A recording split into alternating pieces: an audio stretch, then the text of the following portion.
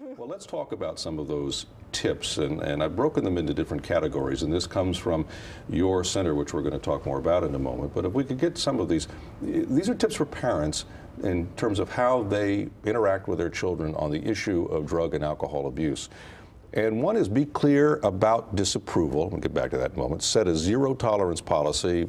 There's an asterisk by that.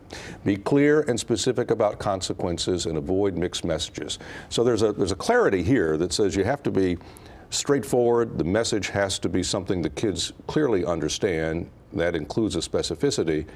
But talk about this clearness about disapproval and zero tolerance, Kathy.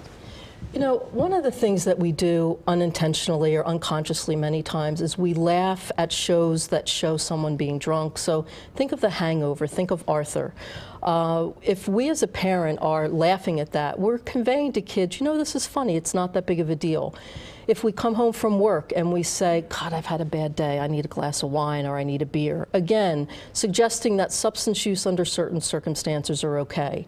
If we say, I know you're going to drink, I want you to drink here because then I can watch what you're doing, you're giving approval when you, in other cases, have said you don't want to do it. So we've got to be real clear that drug use is not okay, alcohol use is not okay, and if I find out that you are doing it, we will have different consequences. There may be, your cell phone will be taken away. A lot's going to depend, obviously, on severity and type.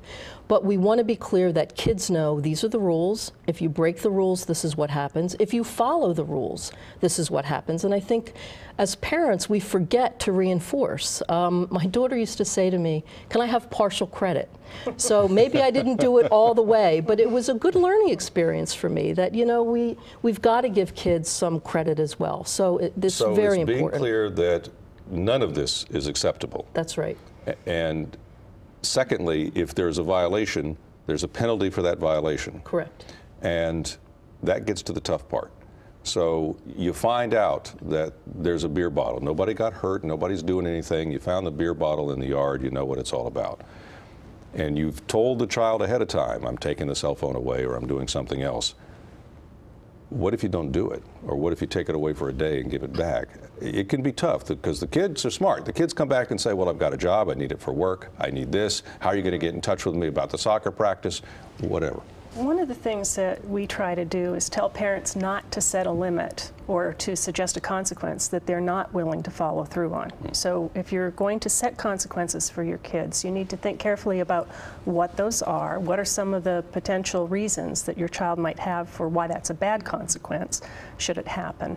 So it's very important to be consistent because nothing's worse than stating a rule and then not following through. Kids learn that they don't have to follow instructions. And this advice that you're giving and what you're going to give comes from what you've observed through academic study and through clinical study about what works and what doesn't work. Let's go on with some of these tips then that we're talking about. And these are tips for parents in dealing with their kids. And use teachable moments is another good one. Have accurate information. Use I statements. Stay on topic and persevere. Teachable moments. Accurate information, I guess, is pretty understandable. What do we mean by teachable moments? Something happens that opens up a line of opportunity. So, when Charlie Sheen was having problems, when Lindsay Lohan gets in trouble, Amy Winehouse dies, it's a way to kind of bring up the topic. The last thing you want to do is on a long car ride say, you know what, I think today we're going to talk about substance abuse because they've just tuned out. But if you can make it less specific to them as you begin the dialogue, then you can gradually introduce concerns that you may have around them. A key thing with this is stay on topic. And I think many times kids will say, you don't trust me, and it becomes an argument. And now the issue is being taken off of drug use, and it is now on a trust issue. And we've got to say to kids, you know what? I want to talk about this. This is about my concerns. And so let's get back to what we need to do.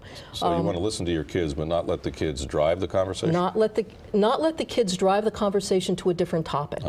So if they're if they're talking about substance abuse, you're on topic. Okay. But if it becomes, you never liked my friends, you don't like anybody I ever hang out with, I can never make you happy, that's turning the conversation so that it becomes your issue, not theirs, and they're great at doing it. What if you never did like their friends? It's a good call. I think that there's a way that you can talk about that, but not at it's a that separate time. conversation. It's a separate Okay. conversation. The I statements, what's that? You know, many times we can hear, if you say, you know, I'm a little concerned about what kinds of things you're doing. You're coming home late, you don't look right all the time, your grades are dropping. Very different than you're screwing up, you're dropping out of school. So you want to continue to use, these are the things that I am concerned about. So the kids are much more willing to listen versus accusatory statements. And I want to say one thing about the consequence piece. One of the things that we tell parents is that don't go looking unless you're ready to deal with what you find. And many times parents will use a test at home to test for drugs. They'll look through drawers and they find something and they don't have a plan. And that's the best way for things to fail. So if you're going to look, make sure you've got a plan, you can follow through with it, and everyone that needs to be on board is on board. Spouse, partner, parent, co-parent, whatever it would be.